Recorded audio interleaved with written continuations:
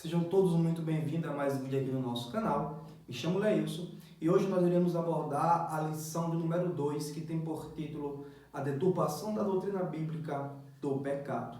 Nós estaremos aqui toda semana trazendo uma aula a respeito da lição desse trimestre, terceiro trimestre, que tem por título A Igreja de Cristo e o Império do Mal, como viver em um mundo dominado pelo espírito da Babilônia.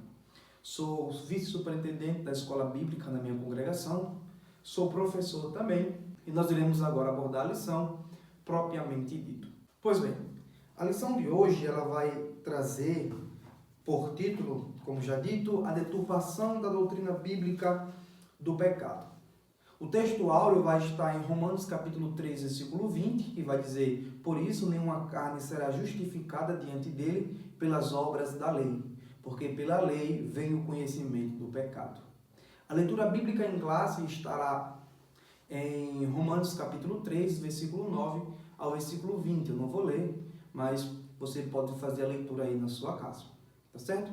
Então a lição ela vai se desdobrar em cima desse tema e tratando, claro, com base nos textos a qual foram indicados agora. Pois bem, antes de partirmos propriamente para a lição, será necessário definirmos alguns conceitos. Esses conceitos serão de fundamental importância para a compreensão da lição como um todo. E o primeiro conceito que eu quero definir aqui com vocês é o conceito do que é deturpação ou o que é deturpar alguma coisa. Pois bem, deturpar é desconfigurar o estado inicial de alguma coisa, de algo. Ou seja, desconfigurar é tirar do local ou mexer nas configurações, trocar as configurações. É basicamente aqui dentro do sentido, do título da lição, é mexer dentro da configuração do pecado, tornar o pecado algo comum, quando nós sabemos que o pecado não é algo comum e não deve ser tratado assim.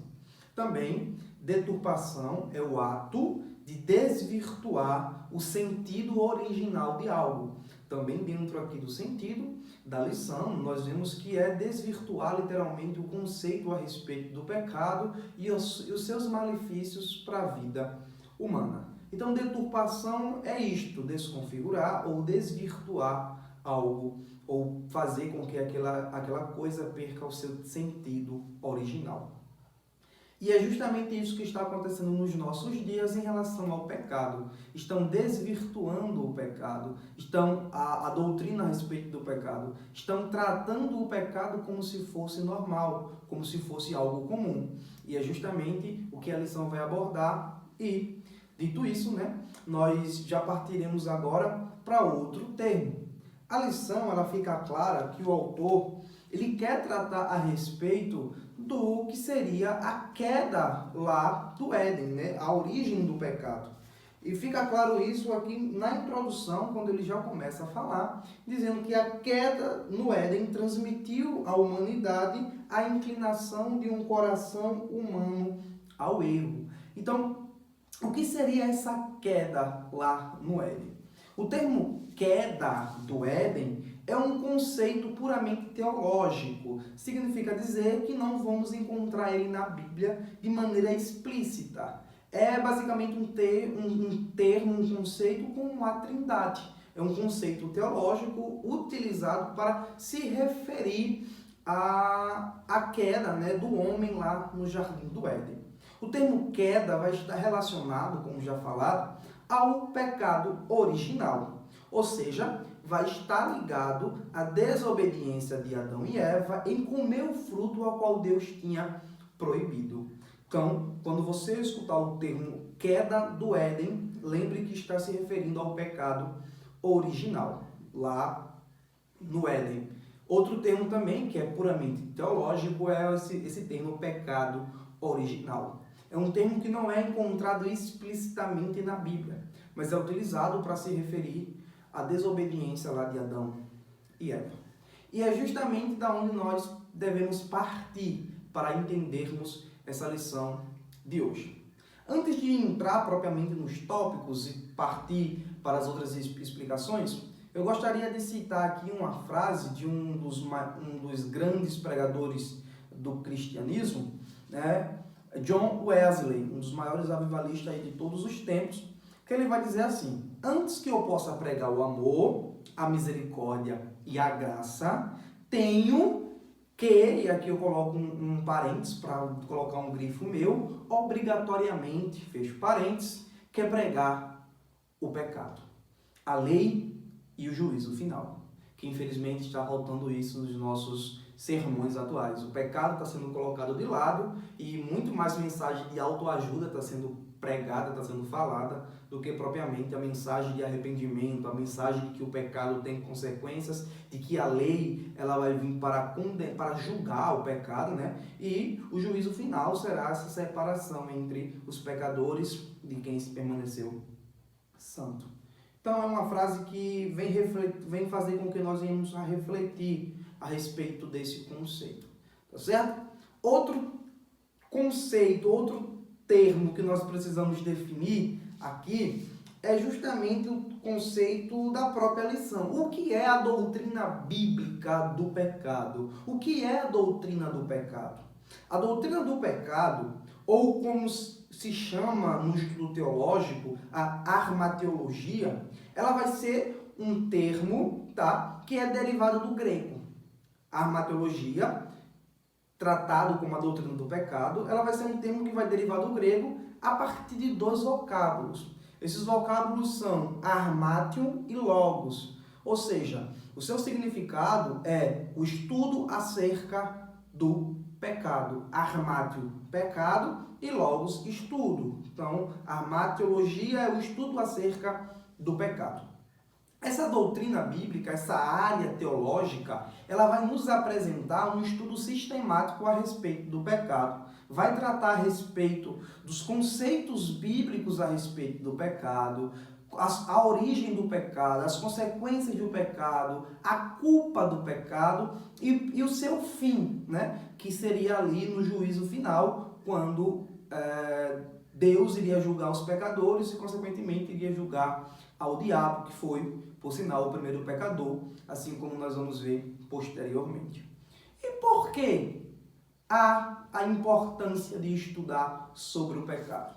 Primeiro, porque o cristianismo ele é uma religião de redenção.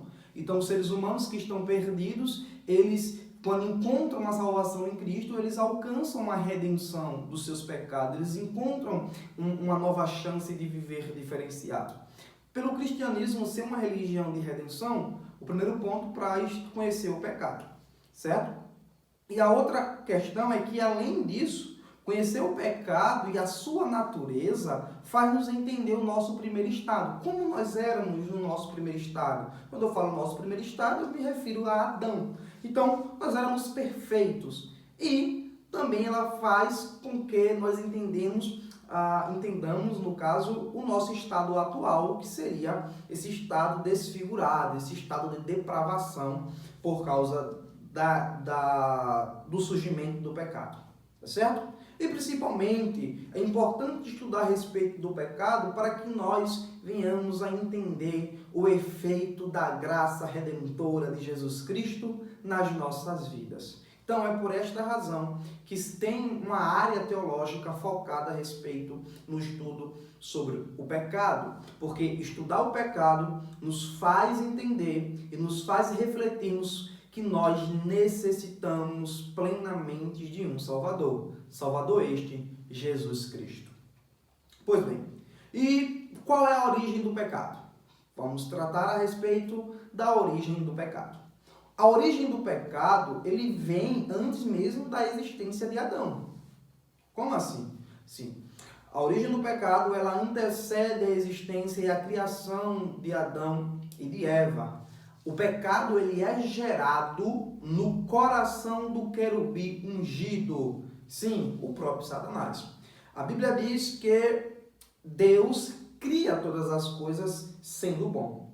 Mas o inimigo, ele tem o livre-arbítrio, e por ele ter esse livre-arbítrio, ele no seu coração maquina o mal. E é aí o primeiro ponto para o surgimento do pecado.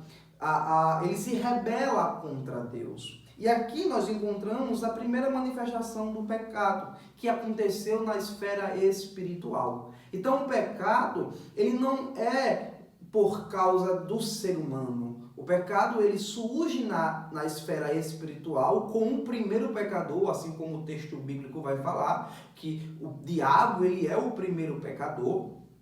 Então, ele pecou por se rebelar contra a Deus, por querer ser maior ou semelhante a Deus. Diante disso, nós temos aqui a origem do pecado. A origem do pecado é o ato de rebelião de Satanás contra a Deus.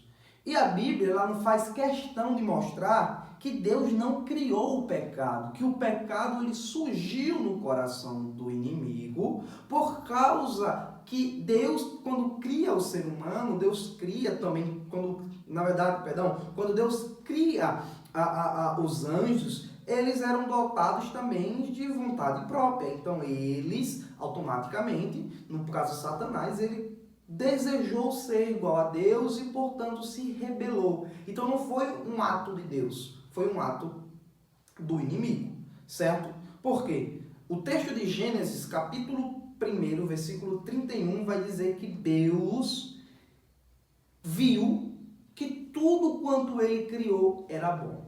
Então, a Bíblia deixa bem claro e destaca que tudo que Deus criou foi bom. Portanto, nós não podemos dizer que Deus criou o pecado, mas o pecado foi criado pelo ato da desobediência, certo? Também nós poderíamos dizer aqui que se tudo que Deus criou é bom, o homem foi criado em perfeito estado e em sua volta tudo era perfeito. Entretanto, a desobediência do homem arruinou toda a humanidade. O pecado surge no coração do inimigo, mas ele só entra na esfera física por causa da desobediência de Adão. E era basicamente isso que nós iríamos responder na próxima pergunta. Esta pergunta agora: qual a primeira manifestação do pecado na esfera física?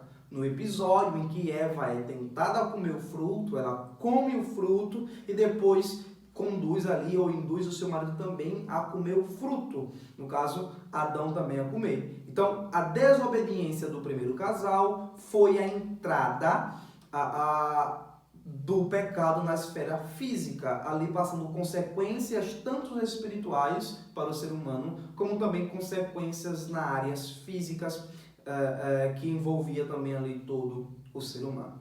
Mas bem, falando todos esses conceitos, esses termos, definindo essas concepções, o que é pecado, né? E dito isso, aqui nós já poderemos entrar dentro do primeiro tópico. Então, a partir de agora, nós vamos analisar o primeiro tópico da lição, que tem por título o ensinamento bíblico da doutrina pecaminosa. Definido todos os conceitos anteriores, vamos agora para o primeiro subponto, né, que é definição do pecado. O que seria o pecado? Nós temos aqui que prestar atenção em algumas concepções e em algumas definições. Nós temos definições a respeito da própria Bíblia, tratando do pecado, e nós temos definições que nós chamamos de definições conceituais. É aquilo também que o próprio pastor Elinay Cabral, na sua obra, que está aqui ao lado, Teologia Pentecostal, falando a respeito da armateologia, ele vai trazer as definições conceituais, que são pensamentos de alguns teólogos ao longo de todo o tempo da igreja, né, da história da igreja, como eles definiram o pecado, como eles viram o que era, né, o pecado.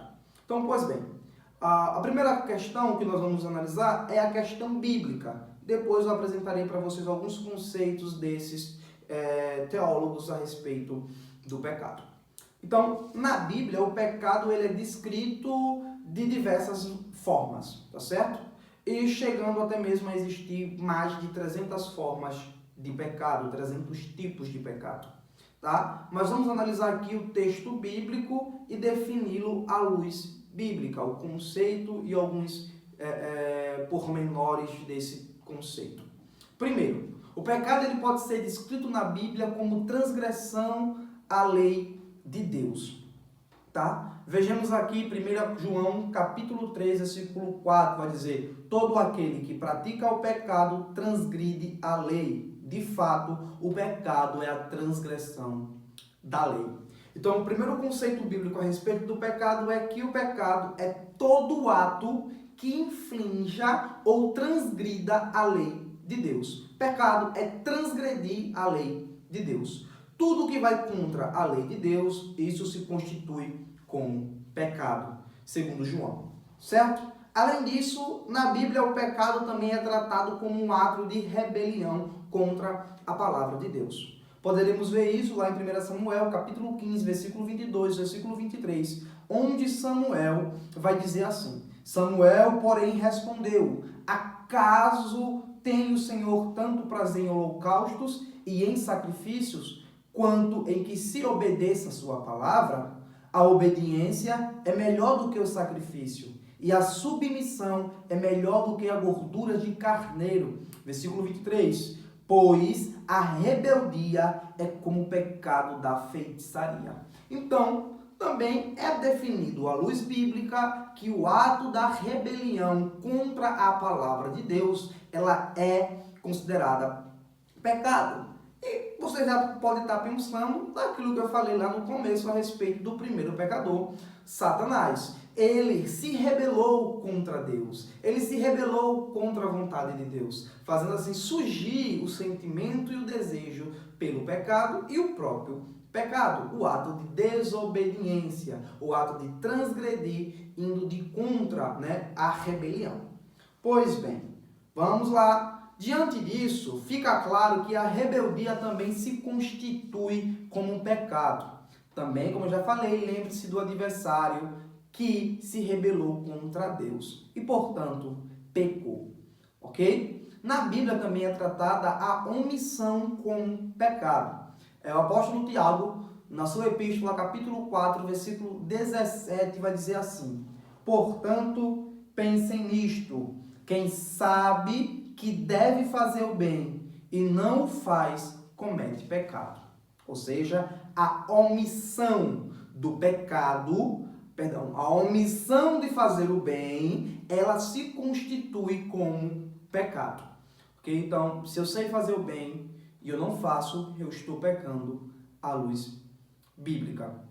Mas, de fato, nós temos vendo aqui, algumas definições à luz da Bíblia do que é pecado, do que seria o ato de pecar. Mas o termo pecado, o que ele significa? Qual é a definição do termo pecado dentro da sua etimologia? Pois bem, o pastor Elianai Cabral, no livro, novamente, Teologia Sistemática Pentecostal, ele descrevendo a respeito da armateologia, ele descreve precisamente assim: a palavra pecado, ela é sinônima de muitas outras utilizadas na Bíblia, os quais indicam conceitos bíblicos distintos sobre o pecado.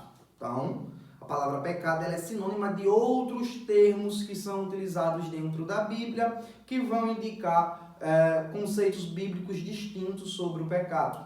No Antigo Testamento, encontramos pelo menos 8 palavras básicas que conceituam o pecado. Então, no Antigo Testamento, tem pelo menos 8 palavras que vão conceituar o que seria o pecado. Já no Novo Testamento, temos pelo menos 12 palavras que descrevem as várias formas de manifestações relacionadas ao termo pecado. Então, conforme o pastor Elianai Cabral define, existem várias palavras, vários conceitos que estão intimamente ligadas ao termo pecado. No Antigo Testamento, há pelo menos 8 palavras que vão conceituar o que seria pecado dentro da sua etimologia. Já no Novo Testamento, há pelo menos 12 palavras que vão ser também ali representativas para o que seria o pecado. Ok? Dito isso, vamos definir aqui alguns conceitos à luz bíblica e dentro da etimologia da palavra, como o próprio pastor Elianai Cabral vai definir, o que seria esses pecados à luz bíblica no Antigo Testamento e no Novo Testamento. Como ele falou, existe 8 no Antigo e 12 no Novo Testamento. Eu não irei aqui abordar as 8 e as 12. Mas eu irei trazer 2 do Antigo Testamento e 2 do Novo Testamento, 2 palavras que vão definir aí o que seria o pecado. Pois bem, olha lá. O primeiro no Antigo Testamento, a primeira palavra que vai significar pecado é ratak. Tá, vai estar aqui do lado como se fala direitinho, né? Como se escreve, pelo menos. Tá? Tal termo, esse termo ratat, ele vai aparecer na Bíblia cerca de 522 vezes em todo o Antigo Testamento. Tá? Ele vai ter o seu correlato no Novo Testamento, que é o termo armátia. Lembra lá do termo armatiologia? Então, armátia, ele vem daqui, tá? Então, o termo armátia, ele é correlato do termo ratat em hebraico. Esse termo ratat, ele vai sugerir a ideia de errar o alvo ou se desviar do mal. Do mal não, perdão. É errar o alvo ou se desviar do rumo. Porém, o termo também vai se referir a alguém que erra o alvo propositalmente ou propositadamente. Como assim? O termo vai dizer que pecado vai ser associado a alguém que erra o alvo, alguém que se desvia do rumo a qual está seguindo. Só que esse errar o alvo, ele é por vontade própria. Ele é uma vontade voluntária daquela pessoa. Tá? Ela está errando o alvo porque ela realmente quer errar o alvo. Não é somente errar o alvo, é você acertar o alvo errado. Tá? Justamente isso. As referências bíblicas para esses termos vai estar lá em Levítico capítulo 16, versículo 21, em Salmos 1, verso 1, Isaías capítulo 1, versículo 18, Daniel capítulo 9, versículo 19. Todos esses versículos aqui irão tratar a respeito do pecado como esse ato de errar o alvo, mas errar o alvo propositadamente. O outro termo no hebraico que vai também trazer o sentido do que seria o pecado é um termo que é perchá. Também vai estar aqui do lado para vocês verem como é que se escreve.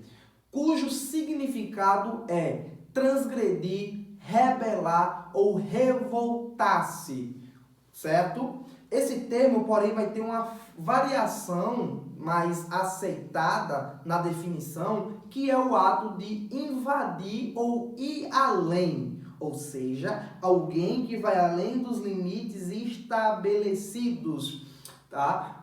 Justamente o ato de transgredir. É alguém que vai além dos limites estabelecidos pela palavra de Deus. Aqueles que transgridem as palavras de Deus. Aquele que rebela-se contra a palavra de Deus porque vai além, porque não quer aceitar a palavra de Deus. Referências bíblicas para esse termo está lá em Gênesis capítulo 31, versículo 36, 1 Reis, capítulo 12, versículo 19, 2 Reis, capítulo 3, versículo 5 e Isaías, capítulo 2, capítulo 1, e versículo 2. Então, esses daí foram os dois termos que simboliza ou que define o pecado dentro da questão bíblica na sua definição etimológica.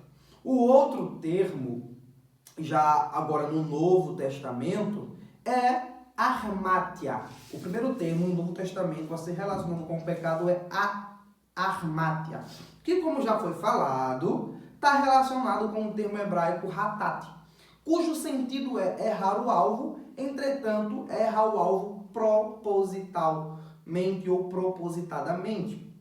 Só que no Novo Testamento ele tem um sentido mais forte. Essa palavra armátia no Novo Testamento, ela traz um sentido mais forte quando é utilizada pelos escritores sagrados.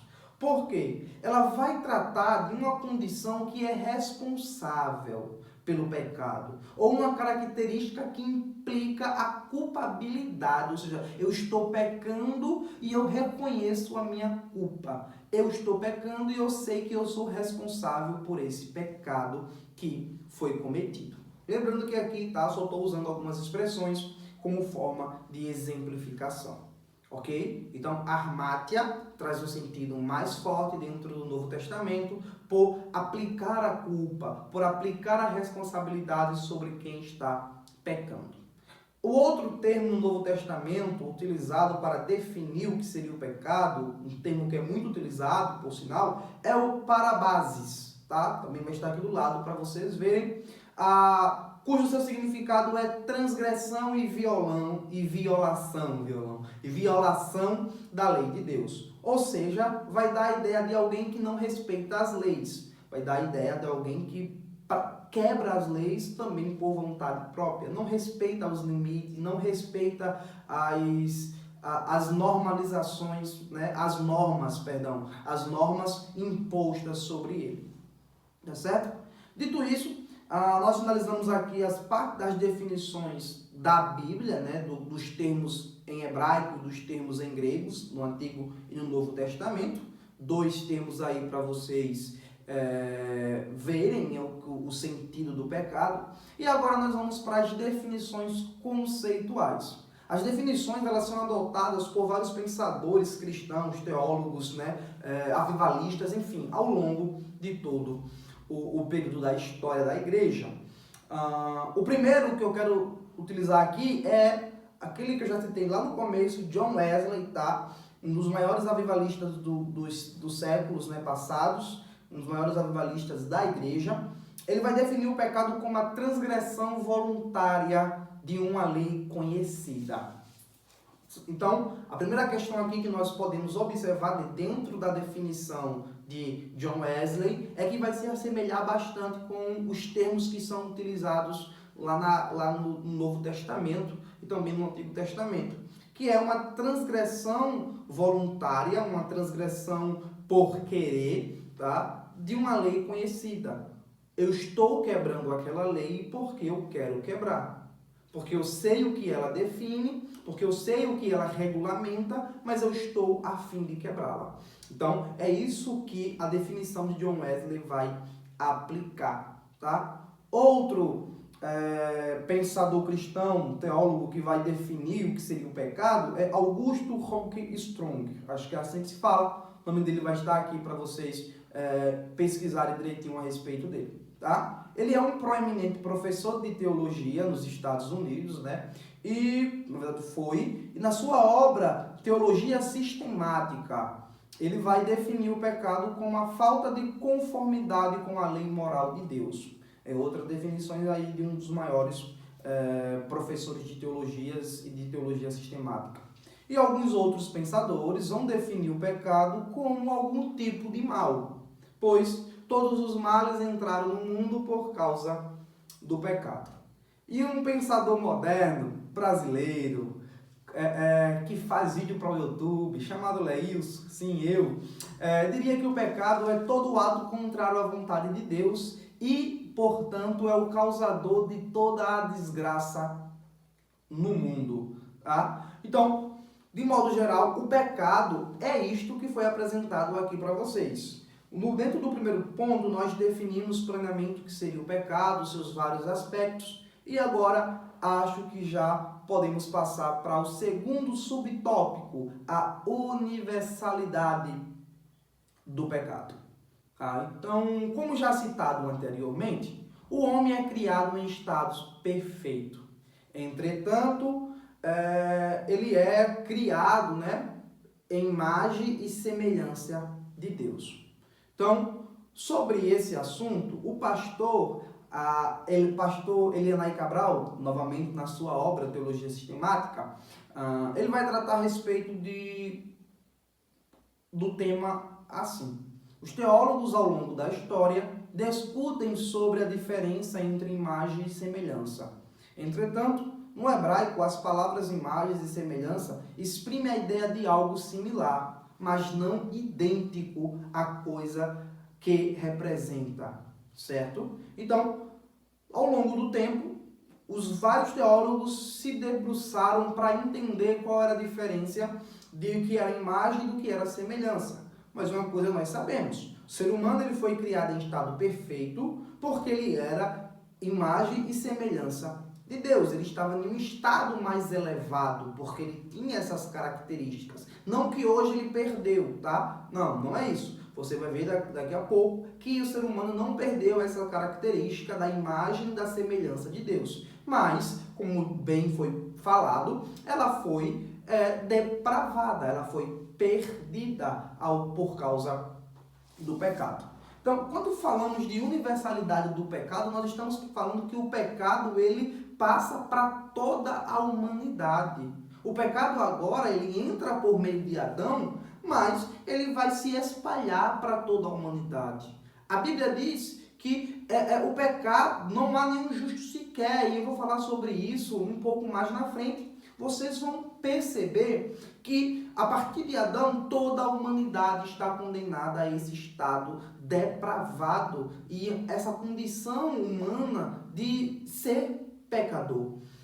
Davi ele vai dizer que ele foi gerado em pecado e iniquidade no ventre da sua mãe. Então, Davi ele já entendia a sua pecaminosidade e ele vai dizer que desde o ventre da sua mãe ele era pecador, ele nasceu pecador, certo? Então, essa condição da universalidade do pecado abrange toda a humanidade. Segundo Matheus Henry, no seu comentário bíblico, ele vai dizer que o homem é semelhante a Deus em 3 aspectos.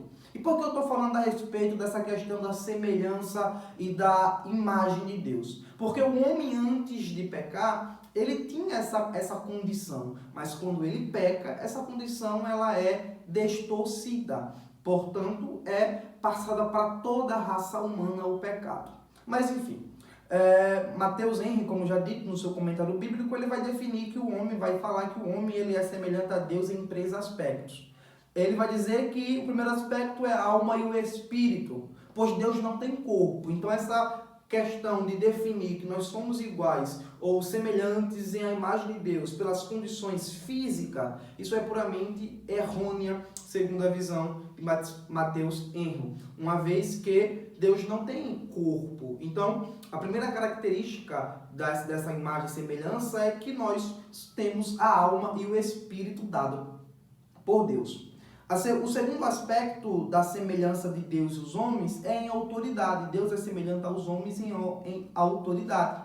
Pois o homem recebeu autoridade sobre as criaturas inferiores. Deus disse, façamos o homem e ele domine sobre a face da terra. Então Deus dá autoridade. Assim como Deus também é atribuído de autoridade, ele atribui também a autoridade para os seres humanos. E a última é que o homem ele é semelhante a Deus no estado de pureza e retidão. Isso no estado perfeito, tá? Que fique bem claro. O homem tinha essas condições totalmente plenas, enquanto ele estava em um estado perfeito e não pecava. Esse estado de pureza e retidão está conforme Efésios capítulo 4, versículo 23, tá? Pois a imagem de Deus no homem ela é revestida de retidão e de santidade. Então, esses 3 aspectos que o homem se assemelha a Deus, em espírito e em alma, em autoridade e em pureza e retidão.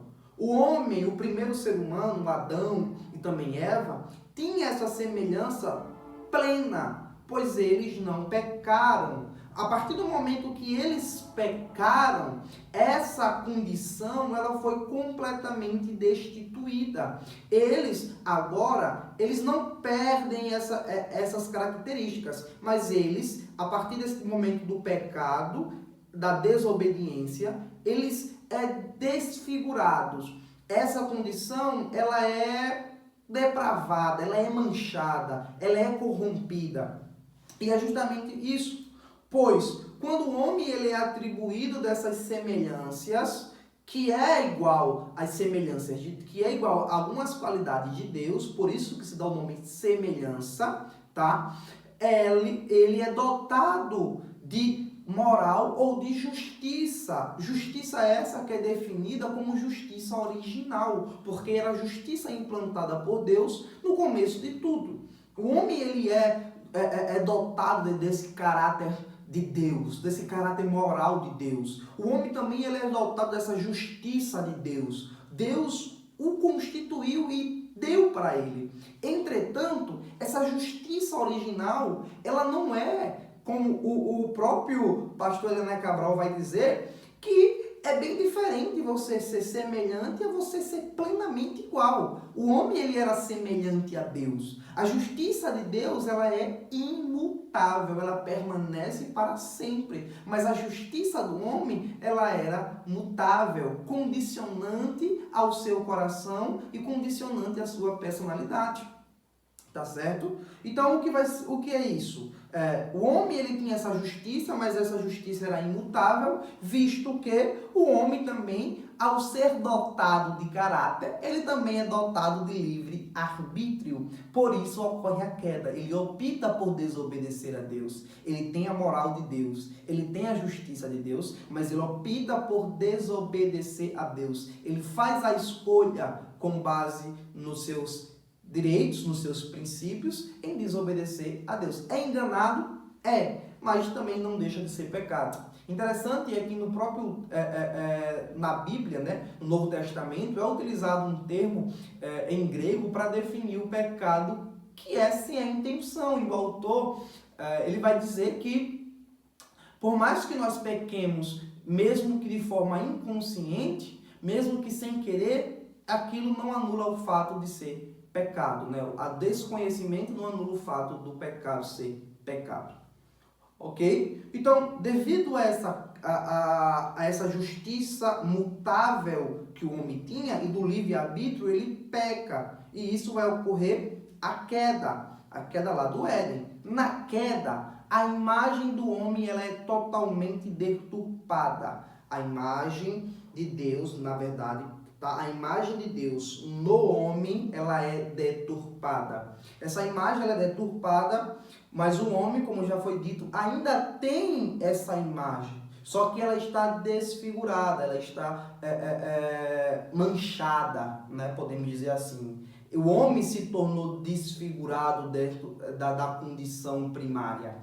Tá? Isto é, o homem perdeu a santidade original, tá? O seu intelecto original, o seu intelecto santo, o seu intelecto moral também foi corrompido, tá? E parte da imagem moral de Deus também foi retirada. A concepção da moralidade, a concepção do pecado, ela foi obscurecida do homem por causa do pecado. Mas ainda permanece. Só que obscurecida, como já foi dito, tá? Mas também o homem também, tá? Foi corrompido pela mentira, pela falsidade e pelo engano. Então, todo o seu estado moral foi corrompido por causa do pecado. Então, o homem hoje não é mais como a imagem e semelhança de Deus em estado pleno. Ele é a imagem e semelhança de Deus, dentro desses três estados, dentro desses três aspectos, como já foi dito, né? Em autoridade, em espírito e alma, em pureza e retidão, só que esses aspectos estão corrompidos por causa do pecado. E só podem ser restabelecidos por meio da regeneração, certo? O sábio, em Eclesiastes capítulo 7, versículo 29, disse o seguinte: Deus criou o homem reto, mas ele se envolveu em muitas astúcias, né? Atribuindo aí ao fato de que o homem, no primeiro estado, ele era reto, ele era dotado do caráter moral de Deus, entretanto, com o pecado, esse caráter ele é depravado. Então, diante da corrupção humana, todo ser humano se tornou pecador, todo ser humano foi corrompido. Aleilson. Então, o pecado ele é hereditário? Em algumas questões, sim, tá? O pecado ele é hereditário no sentido de alcançar todo ser humano, de que foi passado a condição de pecador para todo humano, como eu já falei. O próprio salmista, né, Davi, ele vai dizer que no ventre da mãe dele ele já foi concebido em estado de pecado. Então, sim, permanece em um estado de pecado para toda a humanidade que nasceu depois do pecado de Adão, ok? Então, como diz lá em Romanos capítulo 3, versículo 23, porque todos pecaram e carecem, em outras versões, destituídos estão da glória de Deus. Quando nós falamos da universalidade do pecado, isso deve-se à corrupção da natureza humana, tá? Quando também falo da hereditariedade do pecado, é no sentido também da corrupção humana. Nós herdamos a corrupção humana que foi originada pelo pecado. Por essa razão, como já falei, o pecado ele vai ser hereditário porque nossa condição, nossa natureza humana foi completamente corrompida. Então, por causa do pecado de Adão, todos se tornaram pecadores. Vejamos alguns textos que vão afirmar que todo ser humano é pecador. Tá? Romanos capítulo 5, versículo 12. Portanto, como por um homem entrou o pecado no mundo e pelo pecado a morte, assim também a morte passou a todos os homens, por isso que todos pecaram. Certo? Em 1 João, capítulo 1, versículo 8, vai dizer: se dissermos que não temos pecado, enganamos a nós mesmos e não há verdade em nós. Romanos capítulo 3, versículo 10, vai dizer assim também: como está escrito, não há nenhum justo, nenhum sequer. Ou seja, não há um justo sequer sobre a face da terra. É por isso que Jesus veio morrer por nós. É por isso que Jesus veio oferecer a redenção por nós. Nós só, como vou falar no próximo tópico, alcançaremos a redenção em Jesus.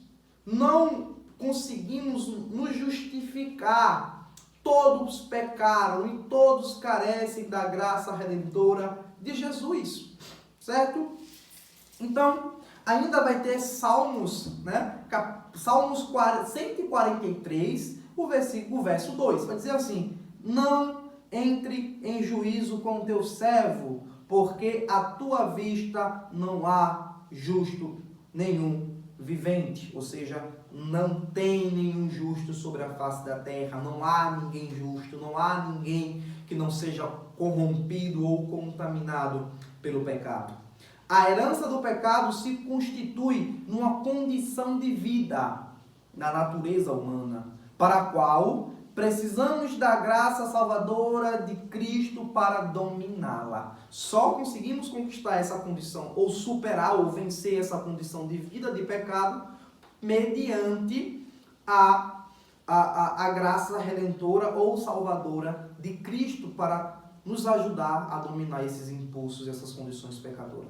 O crente, ele só consegue vencer a natureza do pecado depois da regeneração. O crente, ele só consegue vencer a natureza do pecado quando ele se entrega para Cristo, quando ele reconhece a superioridade e a graça salvadora de Cristo, tá? Isso acontece, a regeneração, após a convenção, e também depois da convenção ele precisa estar em constante santificação e só estará livre plenamente do pecado quando ascender ao céu, quando Cristo voltar para buscar a sua igreja. Então nós ainda aqui, nós estamos mesmo salvos, mesmo libertos em Cristo, nós ainda estamos com a nossa natureza pecadora. Ela está parcialmente restaurada em Jesus agora, tá? Na verdade, Jesus restaurou toda a natureza espiritual quando o ser humano, ele entrega-se para Deus, né? Ele entrega-se a sua vida para Jesus.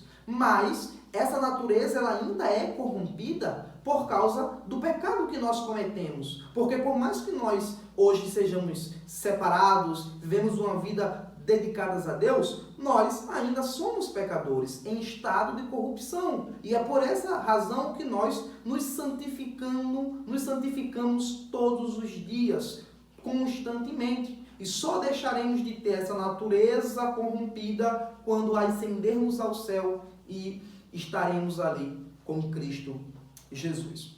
Pois bem, essa aqui é o segundo tópico a respeito da universalidade do pecado. Todo ser humano pecou e, portanto, todos carecem da glória de Deus. Terceiro subtópico do primeiro ponto vai dizer corrupção total. Então, vamos tratar aqui do terceiro subtópico, né? Corrupção total. E após a queda, o ser humano ele entrou em um estado totalmente depravado, como eu já falei anteriormente, mostrando os passos a passos do que seria a imagem, né? E do que seria essa depravação dessa imagem. Sendo que não consegue, como também eu já falei anteriormente, conquistar a salvação sozinho. Ele precisa de um mediador, né? Que é Jesus. Pois a maldade do seu coração o impede de buscar a Deus. Ora, vejamos o que Paulo fala a respeito desse fato de que o homem não consegue buscar a Deus em Romanos capítulo 3, versículo 11. Paulo vai dizer que não há ninguém que entenda, não há ninguém que busque a Deus. Não há ninguém que entenda e não há ninguém que busque a Deus por causa da condição pecadora, por causa da necessidade de ter uma ação primeiro de Deus, certo? Diante disso, fica evidente que o homem chegou em um estado de degeneração tão avançado que não consegue mais encontrar a luz da salvação por conta própria. Além disso, como a natureza humana está em total depravação, sempre teremos inclinação para fazer o errado, ou seja, o mal, o pecado. Sempre estaremos pecando por causa da nossa natureza pecaminosa, tá? E como já apresentado anteriormente, o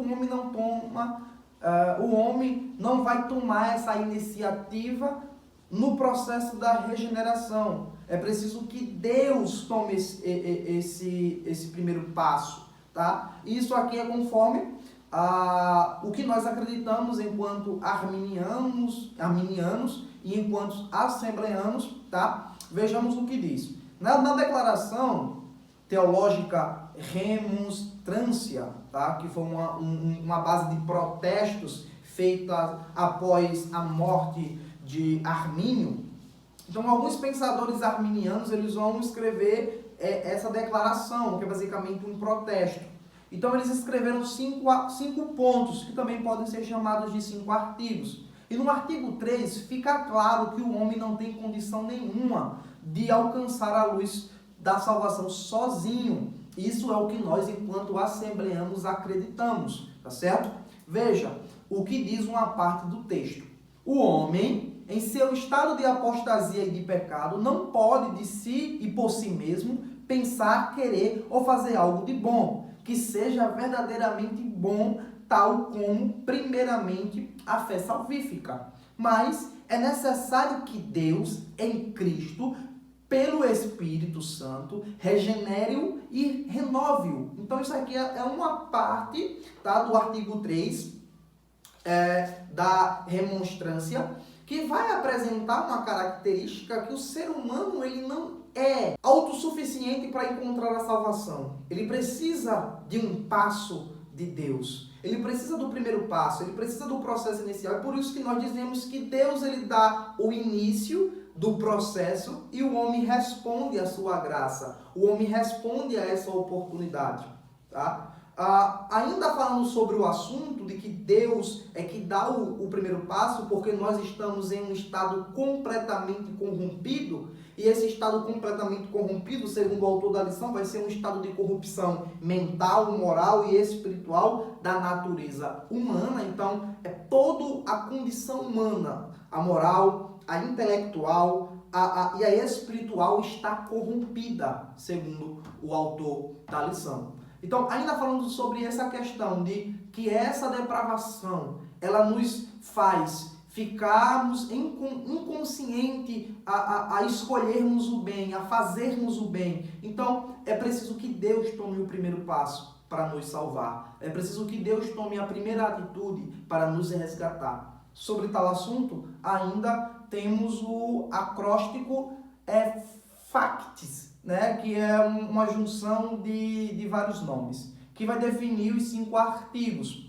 Esses nomes eles estão em inglês, tá? Eu vou tentar aqui ler, mas eu não sou fluente, nem tampouco falo inglês com propriedade. Mas enfim, vai estar aqui também do lado para vocês verem, tá? Free Grace, tá? Ou Believing, algo assim, tá? Que basicamente significa, né, na tradução literal, livre pela graça, parentes para crer, ou seja, livre pela graça para crer. O primeiro ponto. O segundo é Atonement for All, algo mais ou menos assim, que é a expiação para todos, certo? E o outro vai ser Condemnation Election, que é, no caso, a eleição condicional. Somos eleitos condicionalmente porque precisa também do nosso passo, né? Condicional, algo que eu preciso também fazer. E total depravitum, que no caso é total depravação. Toda a raça humana está em uma total depravação.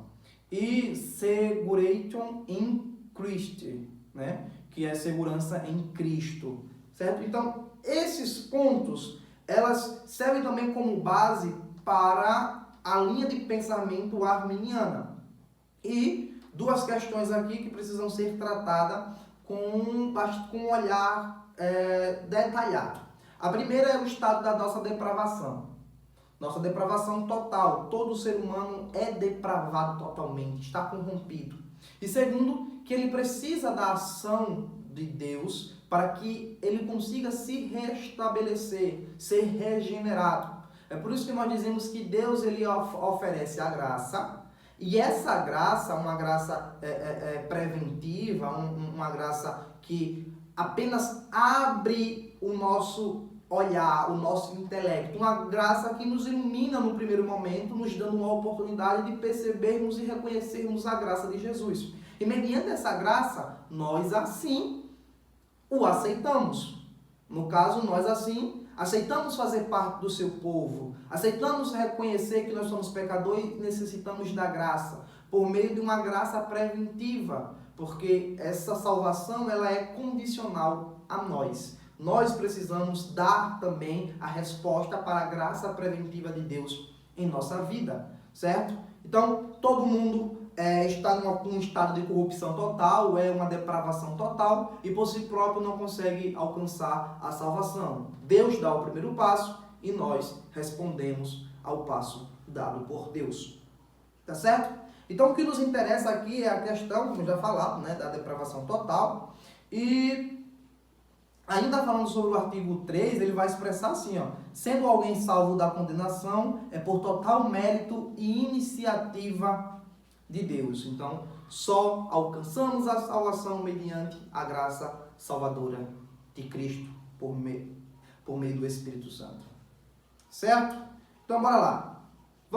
Finalizamos aqui o primeiro ponto, né? Vamos agora para o segundo tópico, que vai ter por título as teologias modernas. E como o título da lição, ele é focado na depravação da doutrina bíblica a respeito do pecado, o comentarista da lição, o autor da lição, ele vai tratar a respeito desse tema, falando sobre as teologias modernas, né? Enfatizando que muitos dos nossos problemas hoje a respeito do pecado, das ministrações a respeito de uma distorção sobre o pecado, é dessas teologias modernas. Essas teologias modernas, elas vão nos conceder algumas definições erradas.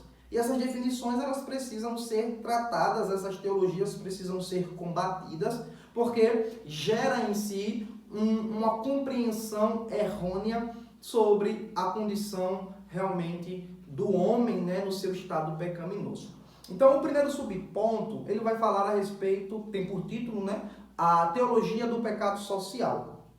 Enfim, o que seria essa teologia do pecado social? Ela é uma teologia, um pensamento teológico que vai pregar que o pecado é algo constituído por meio de estruturas opressoras, tais como a pobreza e a desigualdade. Essa linha de pensamento ela vai dizer que a causa do pecado é a própria desigualdade, é a própria pobreza. Alguém que é pobre, ele é pobre e isso gera o pecado. Então, enquanto houver desigualdade, enquanto houver pobreza, vai haver pecado, porque o pecado está em uma condição inerente à condição social, à classe social, à desigualdade social. E isso ou seja, o pecado só existe porque existe pobreza e desigualdade. E, portanto, antes de tratar, é isso aqui que precisa ser observado, antes de tratar as questões espirituais, segundo essa teologia, é preciso tratar as questões sociais, ou seja, o lado espiritual não é tão importante quanto o lado social. Você precisa primeiro se libertar dessa opressão da desigualdade e da pobreza, para depois ir tratar das coisas espirituais, é uma visão totalmente bíblica, porque como eu apresentei aqui para vocês, apresentando vários teólogos que falam a respeito, vários comentários, né, que falam a respeito, a própria Bíblia Sagrada que fala a respeito, nós vemos que o pecado ele provém de uma ação espiritual, tá? De um ato de rebelião do primeiro pecador e também de um ato de desobediência do primeiro ser humano. É algo que é espiritual e que entra na esfera física, tá? Por isso, tal pensamento dessa teologia é contrário à palavra de Deus plenamente.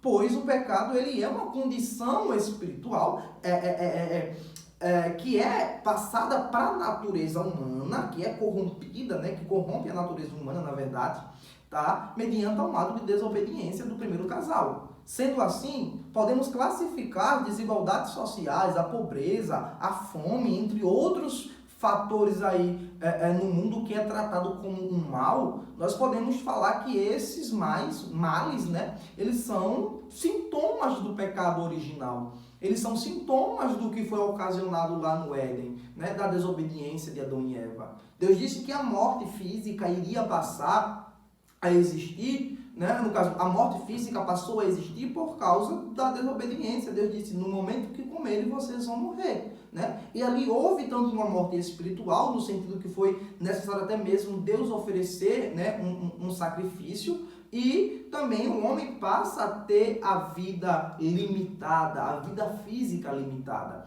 Consequentemente, para haver morte, haveria também doenças, haveria pestes, haveria transtorno. E tudo isso é condição, sim, é condicionante ao ato da desobediência, gerada ou gerando o pecado.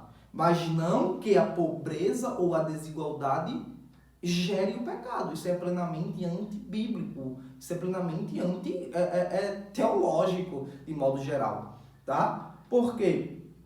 Além disso, esse pensamento ele vai enfraquecer a responsabilidade moral do pecador. Então, se eu peco, é porque eu sou pobre? Se eu peco, é porque eu estou em uma condição social desfavorável? Isso não tem lógica nenhuma. A lógica do pecado é simplesmente que nós pecamos por causa da nossa condição humana. Então, os ricos não pecam porque eles não são pobres. Isso é totalmente ilógico, né? Porque a condição de ser salvo em Cristo ou de ser pecador é mediante ao processo de redenção, né? Que aceitamos a redenção oferecida por Jesus. E não pelos fato de nós termos propriedades ou riquezas, ou de nós sermos pobres e vivermos dentro de uma sociedade desiguais. Então essa teologia do pecado social, ela traz uma visão errada para o pecado, certo? E isso deturpa a visão a respeito do pecado, isso deturpa a visão bíblica do pecado. E consequentemente gera vários sermões que são contrários à palavra de Deus. Pois bem, o segundo subponto, ele vai falar a respeito da teologia da libertação. E o que seria essa teologia da libertação? Ela tem por finalidade, ela tem por afinidade, na verdade, as ideias do socialista de Karl Marx. Por aqui nós já vemos o mal, né? E por essa razão, tá? Ela vai associar que primeiro o homem deve ser liberto das estruturas opressoras da sociedade e depois que vai também tratar a respeito das condições espiritual. Essa teologia da libertação, ela vai estimular que o estudo teológico deve ser pautado na luta e na indignação social dos seres humanos. E isso deve ser feito para libertar o ser humano, o homem, da injustiça social. Porque o homem está aprisionado dentro dessas estruturas opressoras, né? Dentro dessas estruturas que proporcionam desigualdade, proporcionam pobrezas, entre outros. Então essa teologia, ela desvirtua as verdades bíblicas acerca do pecado, como também desmerecem a doutrina bíblica e os seus valores que são inegociáveis. Então é outro tipo de pensamento que visa a condição humana primeiro e depois a condição espiritual, sobretudo desprezando a palavra de Deus, que foge essa doutrina plenamente dos princípios estabelecidos pela Bíblia e do que nós já vimos anteriormente Então, é uma doutrina também que apresenta aí uma ameaça ao conceito e à pregação do pecado. É por isso que há essa deturpação, uma visão errada a respeito do pecado. Tá? Porque nós não estamos aqui, o próprio apóstolo vai falar, que nós não estamos aqui para lutar contra a carne ou contra a sangue, mas sim contra as potestades espirituais da maldade. Então, a todo tempo, Satanás e seus inimigos, seus anjos, né, malignos, eles estão lutando para destruir a nossa vida, e ele quer fazer com que a igreja seja uma igreja perdedora e tenta inflamar, muitas das vezes, de dentro para fora. Mas a igreja de Cristo, ela é vencedora, e louvo a Deus por recentemente, né, e por durante toda a história do cristianismo, Deus está levantando homens e mulheres sérias para pregoar e para falar a verdade a respeito da sua palavra. Então a teologia da libertação, ela também é uma teologia antibíblica, foge dos princípios cristãos. E nós temos agora o terceiro subtópico, que é o liberalismo teológico. O que seria o liberalismo teológico? Ele vai ser um pensamento também teológico que vai surgir lá na Alemanha e que vai ter por finalidade colocar a razão em cima da revelação divina. O liberalismo teológico, ele surge ali com um pouquinho da influência do iluminismo, né? Que é a razão libertadora, trazendo as pessoas que não têm conhecimento, que estão em constante trevas, para a luz do conhecimento, né? Só alcançarão a luz mediante a razão. É por causa do iluminismo que vai surgir várias concepções tirando Deus do centro da história da humanidade, né? Vai colocar agora o humanismo, o antropocentrismo, né? O homem no centro, a razão no centro, e tirando aí toda a centralidade de Deus dentro dos rumos da história. Então, esse movimento filosófico, né, o iluminismo, ele vai influenciar o liberalismo teológico. Então, o liberalismo teológico, ele não considera a palavra de Deus como os textos sagrados, principalmente tratando a respeito dos milagres de Cristo, como algo verídico. Porque aquilo ali foge da razão humana, aquilo ali não tem uma explicação humana. Chegando até mesmo não acreditar em vários milagres, na própria ressurreição de Cristo. Então isso é algo também que foge dentro dos princípios. Porque como eu digo que sou cristão, mas não acredito na palavra de Deus, que é o nosso livro sagrado, que é o nosso livro de fé. Como principalmente eu digo que sou cristão, que tenho teologia, que sou teólogo, enfim, e não acredito que Cristo ressuscitou no terceiro dia. Não acredito que Cristo curou. Não acredito que Cristo fez milagre, que Jesus trouxe mortos à vida. Então isso também foge dentro da concepção bíblica, certo? Além de tudo, ela vai trocar a mensagem de arrependimento por uma visão progressista, e aqui já entra as pautas progressistas, né, dentro do liberalismo teológico, tá, disfarçadamente, mas que vem trazer uma mensagem contrária à palavra de Deus. E se opõe plenamente às doutrinas bíblicas que vão ser fundamentadas na revelação das Escrituras. Infelizmente acontece muito isso. O liberalismo teológico, eles desmerecem e até mesmo se opõem, se opor é ser contra, é não querer que seja pregada, é não querer que sejam manifestadas algumas doutrinas bíblicas que vão ser fundamentadas dentro da revelação.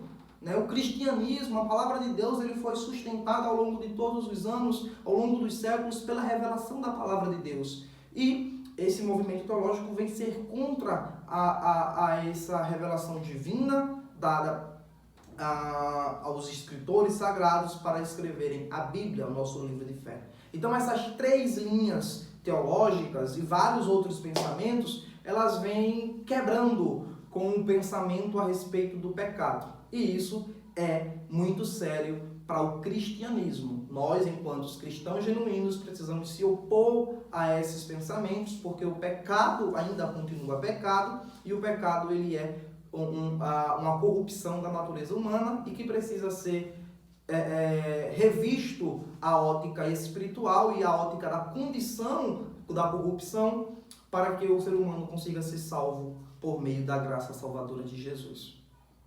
Pois bem, finalizamos assim o segundo tópico e vamos agora partir para o terceiro tópico. Pois bem, O terceiro tópico, ele tem por título a normalização do pecado. E ele vai falar a respeito de como o pecado está sendo normalizado ou banalizado no meio da nossa cultura atual.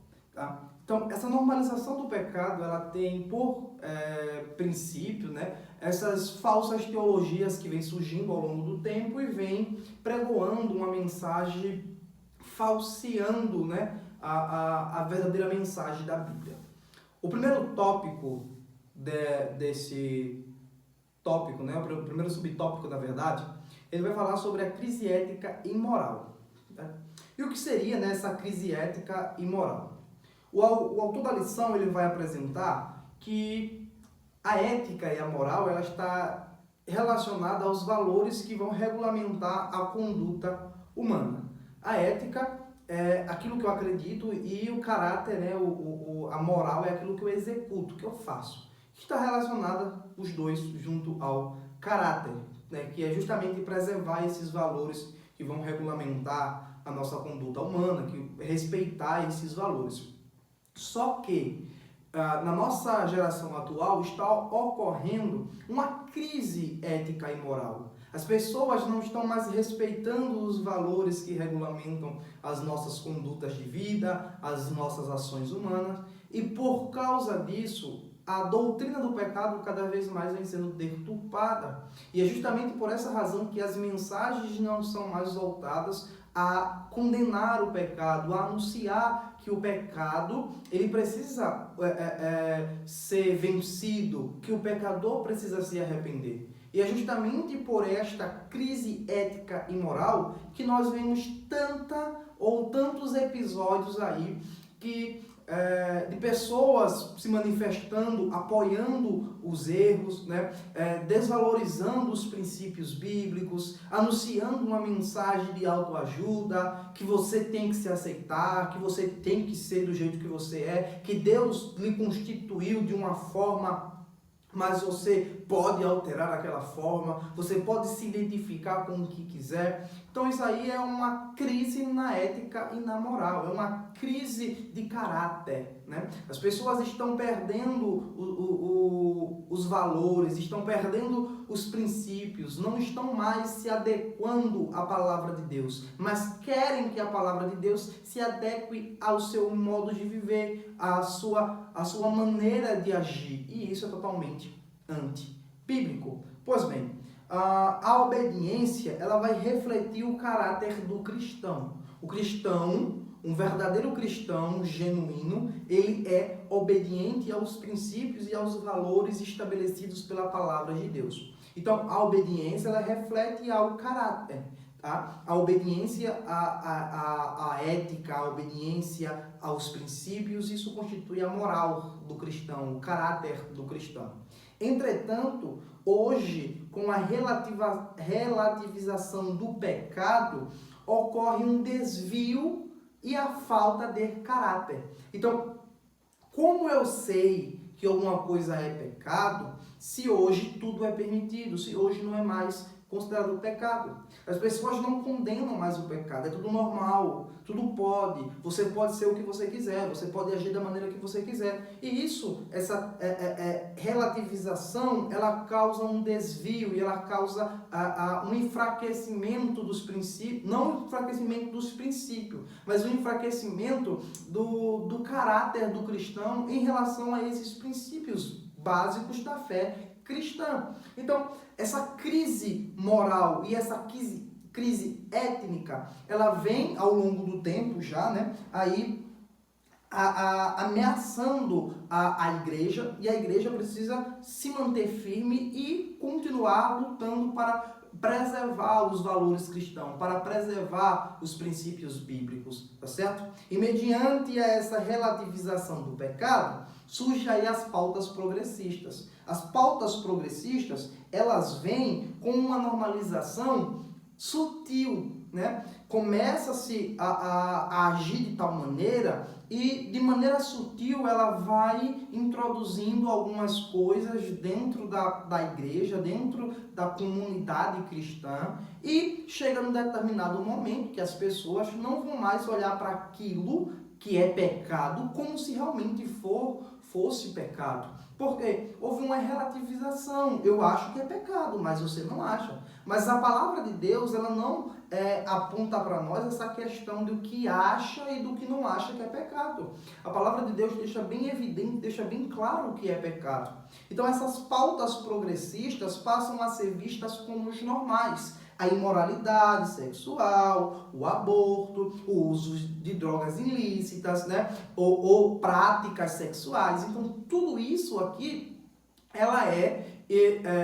são vistas como os normais. Então, e as verdades bíblicas, elas passam a ficar de lado, elas passam a ser desconsideradas, elas passam a ser efetivamente desconsideradas como aquilo que é regra de fé. Então, infelizmente, nossa sociedade hoje tem sofrido por causa dessa crise da ética e da moral. As pessoas não têm mais esse caráter. Pois bem, e isso aflige diretamente a doutrina do pecado, porque o pecado vem sendo normalizado, que é uma coisa que nós, enquanto igreja, não podemos deixar. O pecado não é normal. O pecado não é bom, o pecado é errado, o pecado precisa ser exterminado das nossas vidas. E como que o pecado é exterminado? É alcançando as verdades através da palavra de Deus e alcançando a salvação por meio de Cristo, né? A redenção por meio de Cristo. Pois bem, segundo subponto vai falar sobre a imoralidade sexual. Então, o primeiro ponto fala sobre a crise moral, que vai afetar toda a estrutura do cristão, que já tem uma natureza corrompida, e principalmente com essa relativização do pecado, ele passa agora a sofrer de um desvio e da falta do caráter. E no segundo ponto é a imoralidade sexual. Pelo cristão, ele já vinha sofrendo pela a falta do caráter, ele já vinha agindo por essa falta de caráter. A imoralidade sexual, ela se torna algo para ele comum, algo normal. Tanto é que hoje nós vemos pregações, mensagens, né, normalizando esses tipos de coisas, pessoas influentes nas redes sociais falando a respeito dessas coisas como se fosse algo normal, como se fosse algo comum. E isso é plenamente um perigo para a igreja, porque quando a imoralidade sexual, o pecado se tornar normal, isso significa dizer que Satanás está ganhando espaço dentro do mundo, né? O Satanás está ganhando espaço dentro dessa questão. E a igreja precisa lutar, a igreja precisa se manifestar contra isso.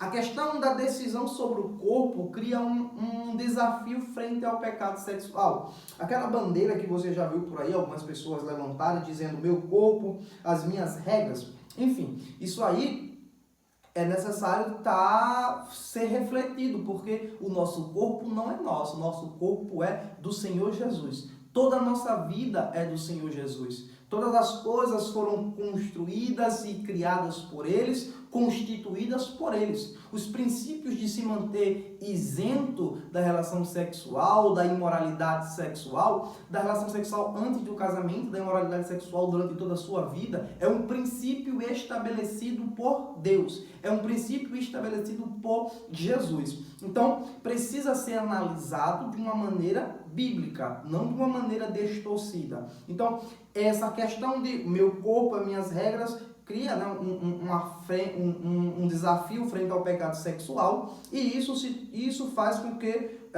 o sexo antes do casamento se torne normal. A imoralidade sexual tem crescido muito dentro do meio cristão. Infelizmente, o número de pessoas que tem relação, o número de jovens que têm relação sexual antes do casamento cada vez mais tem aumentado, ao ponto de não termos uma diferença muito grande entre os não cristãos para os cristãos que fazem sexo antes do casamento. Então, esse sexo pré-conjugal, né, que algumas pessoas dizem que se você não tem relação sexual antes do casamento, quando você se casa e for ter relação sexual, você pode se sentir, você não pode se satisfazer com o seu parceiro, você não pode gostar, e isso vai ser uma coisa para você viver triste. E é por isso que eles aconselham ter essas relações antes como se fosse um test drive. Só que o corpo do jovem cristão, o corpo do crente, ele não é um mero objeto para ser oferecido a qualquer um para saber se gosta ou se não gosta. O corpo cristão, do jovem cristão, da mulher cristã, do homem cristão, ele é santo, ele é templo do Espírito Santo. E por esta razão, ele precisa ser resguardado até o momento certo, ou seja, até o momento após o casamento. Essa questão da relação antes do casamento, de uma visão de que se você pode não gostar, é antibíblica, totalmente antibíblica.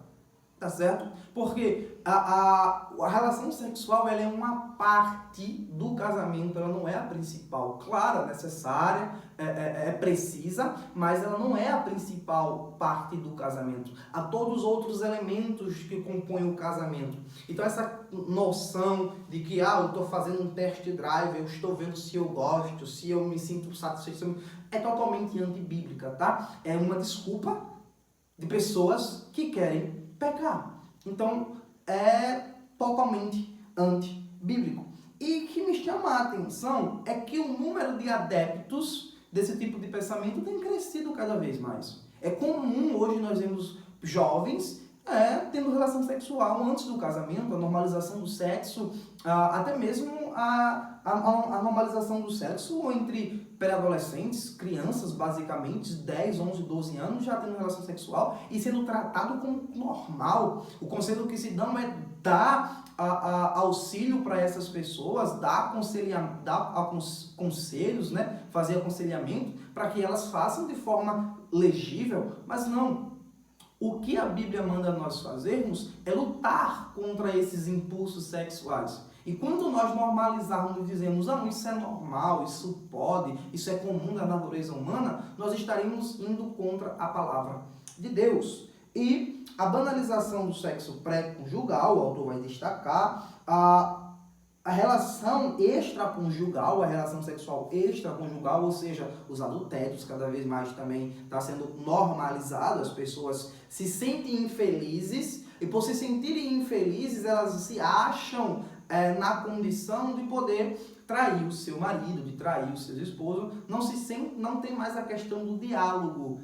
O ser humano se tornou algo desprezível, algo descartado. Se eu não me sinto mais feliz, se não me satisfaz mais, se não tem algo a me oferecer, simplesmente eu descarto. E muitas das vezes, começa com uma traição, com adultério, e isso vem cada vez mais tornando normal. Por quê? A mídia prega esse tipo de coisas. A maioria das novelas, a maioria dos filmes, eles trazem esse sentimento de uma pessoa que está em um relacionamento, está passando por alguma crise, e por ela estar passando por essa crise, ela vai e se apega a outra pessoa que está oferecendo a ajuda, e acaba traindo o seu cônjuge. Só que isso é também totalmente antibíblico, tá? Não podemos normalizar esse tipo de coisa. O adultério, ele é pecado. O adultério, ele é sim condenado pela própria Bíblia. E com isso, o que cresce também é a questão de que a doutrina da castidade, a pessoa que se mantém pura, que se mantém santa, que se mantém isenta dos pecados sexuais, ela é taxada como uma pessoa retrógrada, e que essa doutrina é uma doutrina opressora, que quer restringir os seus desejos, que quer oprimir os seus desejos, mas na verdade é justamente isso. O cristão verdadeiro, ele reprime os seus desejos imorais para viver os desejos morais de Deus, para viver segundo os princípios estabelecidos pela palavra de Deus. Não ache que ser cristão é fazer o que quer. Ser cristão é andar segundo os princípios que foram estabelecidos por Deus em sua palavra, que foi estabelecido por Deus através dos seus profetas. Independentemente de eu gostar ou não gostar, a palavra de Deus é aquela e eu tenho que segui-la. Ponto. Imoralidade continuará sendo imoralidade, independentemente de eu achar que ela é ou não. Então, Não é que é uma doutrina, a doutrina da castidade, não é que ela é opressora às pessoas, não, ela é opressora ao pecado, ela é contra ao pecado, ela oprime os desejos carnais dentro de nós. Então, isso é verdadeiramente bíblico e nós precisamos lutar a favor da desnormalização da imoralidade sexual, principalmente dentro do meio cristão, tá? Dentro do meio cristão, principalmente. Pois bem, terceiro subtópico e último tópico para nós finalizarmos a nossa aula é a dessacralização da vida, né? O que seria essa dessacralização da vida? A vida humana, ela é sagrada porque foi Deus quem a deu. A Bíblia diz que Deus, em Gênesis, vai dizer, façamos o homem a nossa imagem e semelhança. E, soprando-lhe o fôlego da vida, fez ele alma vivente. Então, Deus quem deu a vida. Ele quem criou, ele quem soprou nas narinas do ser humano a vida, né? Fez o ser humano ser alma vivente, certo? Então, portanto, a vida é inviolável. Eu não faço o que eu quero com a minha vida, nem tampouco com o meu corpo, porque não pertence a mim. E este é santo, é sagrado, porque foi Deus quem criou. Deus quem criou o corpo humano. Deus quem deu o fôlego de vida, fez o ser humano ser alma vivente. Então, tudo é dele. A vida é santa, a vida é sagrada e, portanto, consagrada a Deus, que foi quem a criou. Então, o título aqui, quando diz dessacralização da vida, está falando de que a vida, dentro do sentido hoje da nossa atualidade, está perdendo a sua importância, o seu sentido. A vida, cada vez mais, está sendo banalizada e, muitas das vezes, violada. As pessoas, né, como eu já falei, com aquela tese, com a bandeira de que meu corpo, minhas regras, eu faço o que eu quero, eu ajo da maneira que eu quero, tem agido contra as vontades de Deus mediante isso, impondo algumas coisas, querendo impor, na verdade, algumas coisas para Deus, porque ninguém impõe para Deus. Algumas pessoas querem impor, mas não conseguem. E lembra lá que eu falei no começo do vídeo? Que pecado, segundo João, ele vai dizer que quem transgride a lei de Deus é pecador. Ou seja, porque pecado é transgredir a lei de Deus. Lembra lá da definição do termo que eu dei para vocês no hebraico? Perchá, que significa ir além do estabelecido. Então, Deus estabeleceu que o corpo é santo, que a alma é santa, que a vida do ser humano é sagrada. Mas o ser humano, ele quer sempre ir além do que Deus estabeleceu, criando óticas e visões que contrariam a palavra de Deus. Por esta razão, nós vemos uma desconstrução do pensamento bíblico e que infelizmente também vem contribuindo para a desconstrução do pensamento a respeito do pecado segundo a palavra, tá? Tais pensamentos são esses pensamentos que vêm se espalhando no mundo, né? Eles são por causa do pecado. E a cada dia veremos, né? Vamos ver a normalização de atos contra Deus e a sua doutrina. Só que nós, como igreja, devemos nos posicionar contra, nos posicionar lutando para defender os princípios de Deus. Dito isso, eu finalizo por aqui a nossa aula, né? Finalizo o último tópico, fecho a lição e queria agradecer a você que assistiu o vídeo até aqui, né? Acredito que o vídeo ficou um pouco longo, o tema é muito denso, tá? Mas acredito que esse vídeo pode lhe ajudar de alguma maneira e se lhe ajudou, já se inscreva no canal, ative as notificações, deixa o like, compartilha esse vídeo com alguma pessoa, manda aí no grupo da igreja, enfim. Fiquem com Deus e até o próximo vídeo.